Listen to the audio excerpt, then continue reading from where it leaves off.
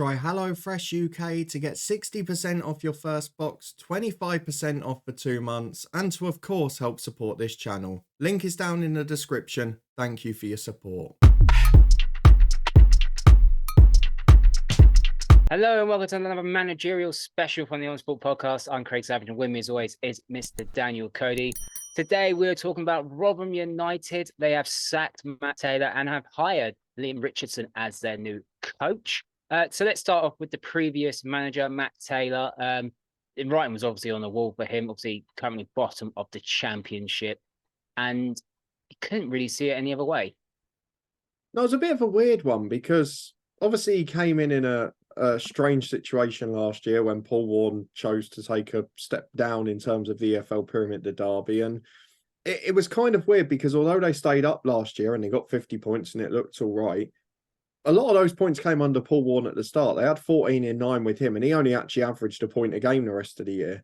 But I think the biggest concern, and where you say the writing was on the wall, last year, part of the thing that kept them up was the goal difference, which was only minus 11. They only let in 30 goals away from home all season. And I think the thing that really cost him this year was the away form, but not just the form, the manner in which they were losing games, because they were getting absolutely tanked by teams that otherwise weren't scoring goals. They shipped 4 at Stoke, they shipped 5 at Watford, etc. Teams that were winning most games by 1 or 2.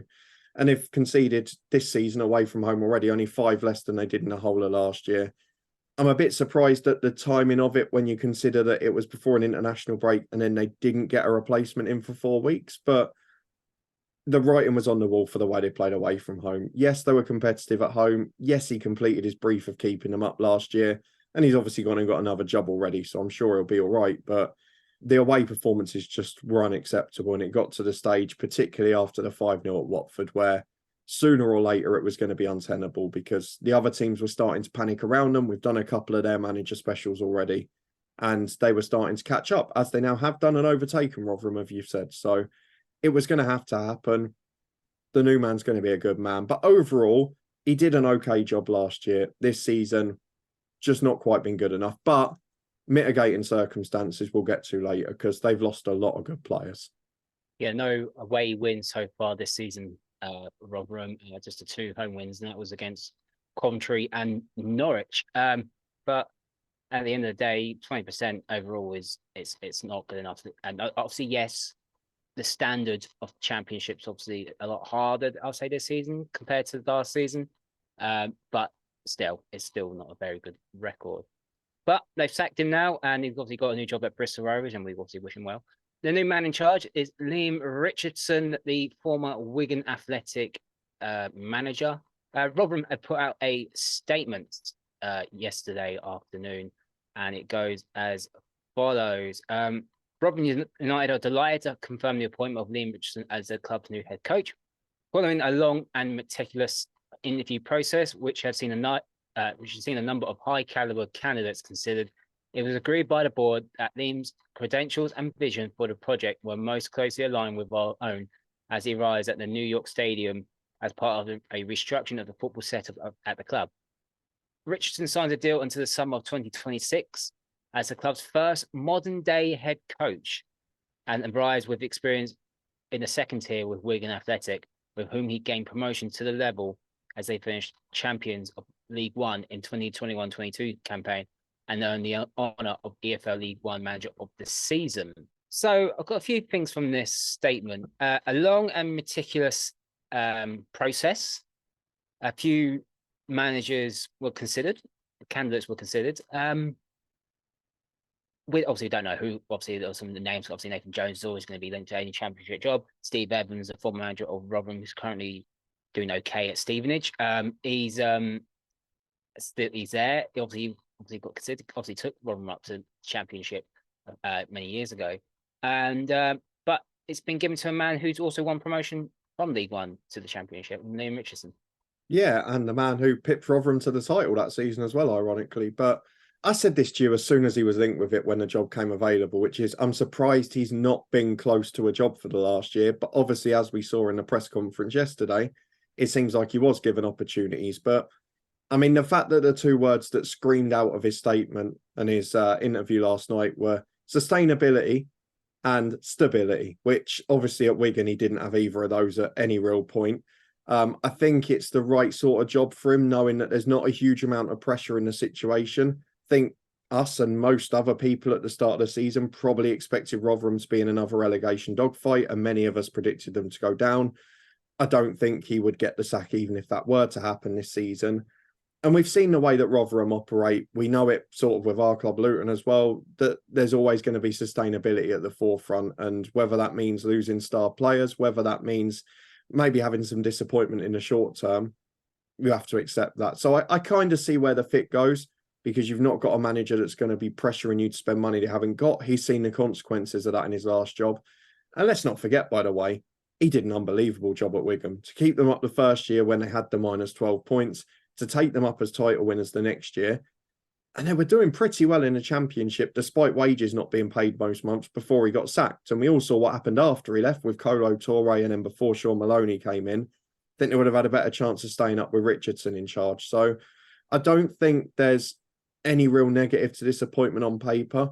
Maybe it's not the big standout name that perhaps a Nathan Jones might have been, having got a team to the Championship playoffs before. But ultimately, I think this is quite a good fit for what the club wants, for what the manager wants at his time in his career, and given what happened in his last job. And he's always been sort of, as a player and a manager, associated in the Northwest, and that's probably ideal for him as well. So all in all, I think on the face of it, it probably ticks everyone's boxes pretty well. It just seems like a really good fit.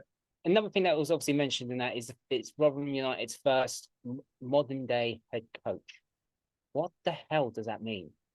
Well, I guess, and it's not often we're going to link Rotherham to Manchester United, but I will do it that way, is that they had Paul Warne, who basically managed everything at the football club, didn't he? Like you would have a Ferguson or a Wenger or whoever, we would have been in charge of everything. And now they are adopting the approach that virtually every other Championship club has gone. And whether they go down the data line as well, I don't know. But that doesn't hugely surprise me, and it doesn't really bother me. That's probably just Liam Richardson not wanting to.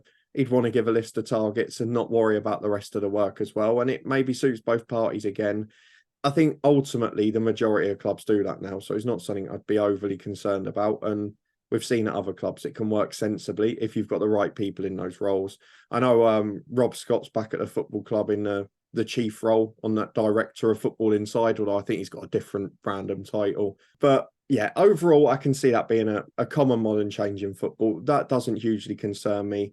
There is going to have to be a lot more on the recruitment side from Rotherham, because if you look back at Matt Taylor's time in charge and the players that he's lost during his tenure, you do have to feel for him a little bit, because even in the January, they lost a couple of loans. Norton Cuffey's a well talked about one.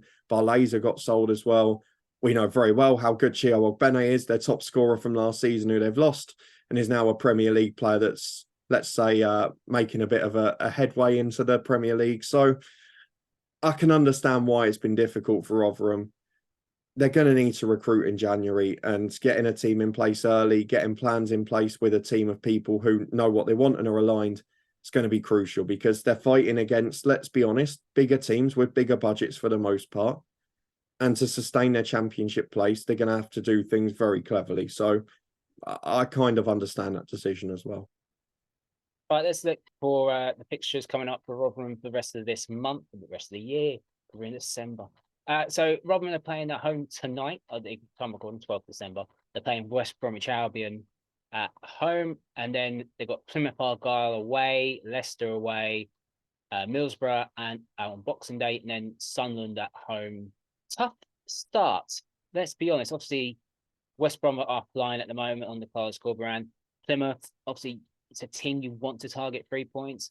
Obviously, But they're good at home, Plymouth. They're good at home. It's a tough place to go to, home park. Leicester are flying in the league on the obviously on the 23rd. Middlesbrough can be good on their day, and Sunderland obviously at home. Obviously, manager of Sunderland at the moment. Out of the 5 games there, how many points do you think they'll get? Honestly, not a lot, if I'm being honest with you. Plymouth are the only other team not to have won a game away from home, so all of their points have come at home park. West Brom, as you say, have been brilliant. I'd already predicted a West Brom win in the predictions this week.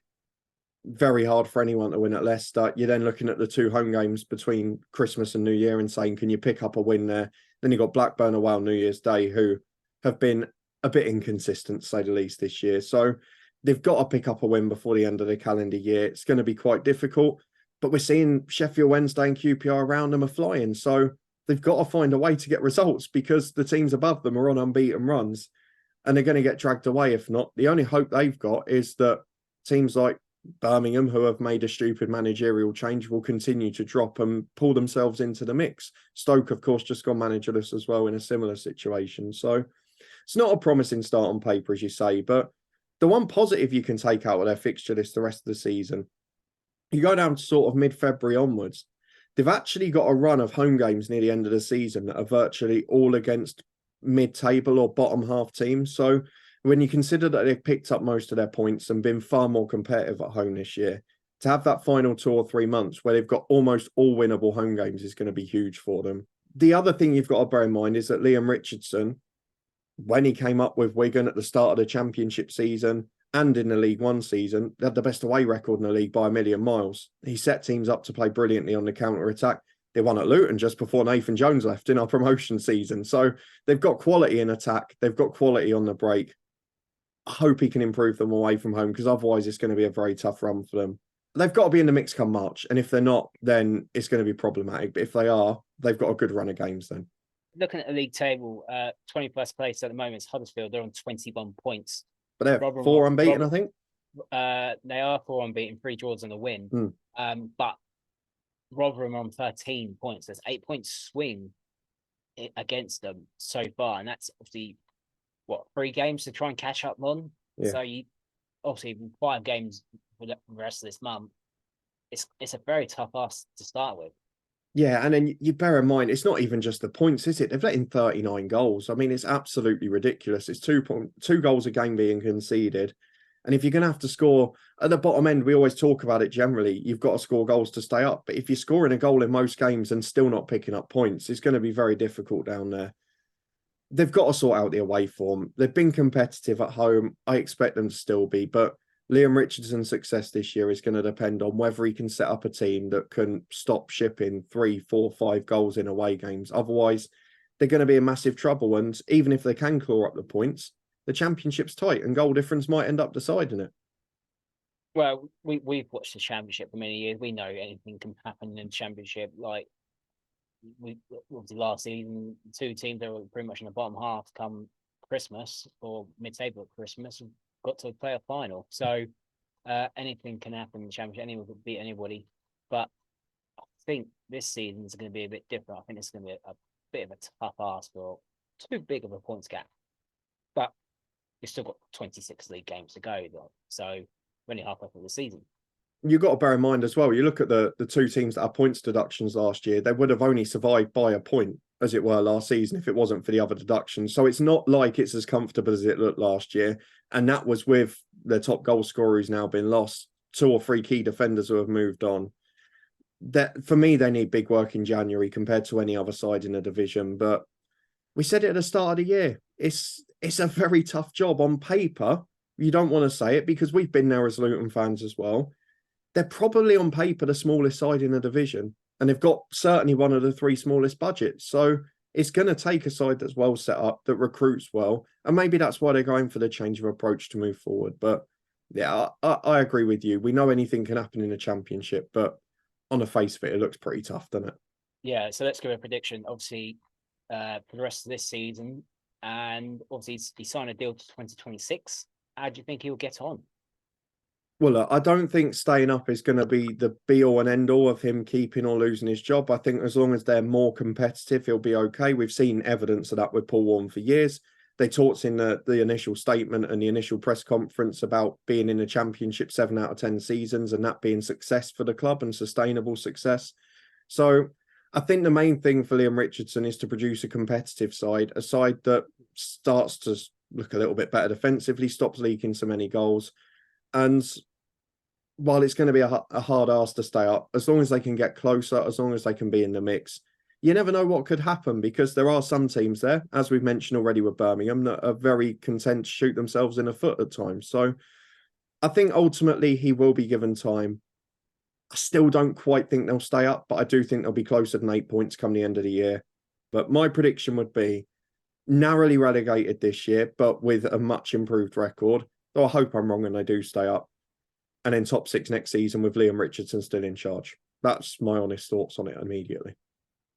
Yeah, I'm gonna have to go the same route, to be honest. I think if they kept Paul Warren obviously for a long time, obviously relegation, promotion, vice versa, every other year, and they stuck by him. I think that's a lot. You have to give the club a lot of credit.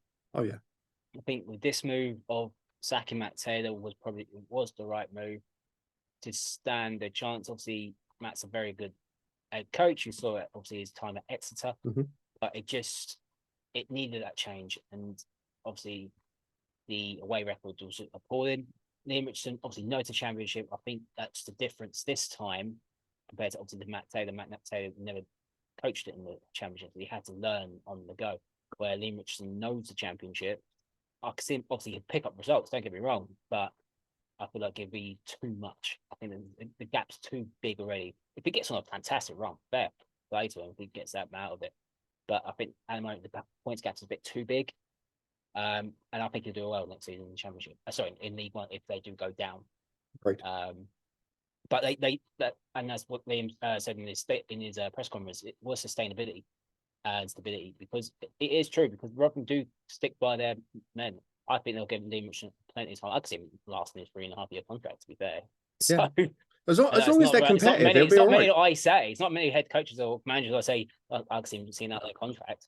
I could actually see Rotherham and Liam Richardson see out the contract. So we'll have to wait and see. But I think it's a positive move anyway for Rotherham. Completely agree. And that's our thoughts on the sacking of Matt Taylor and the hiring of Liam Richardson at Rotherham United. Do you agree with us or disagree with us? Let us know down in the comments and let us know what you think and how you think Rotherham will get on and Liam Richardson. Don't forget to like this video. You can subscribe to the Honest Football Podcast. You can follow us on the socials and we'll see you next time.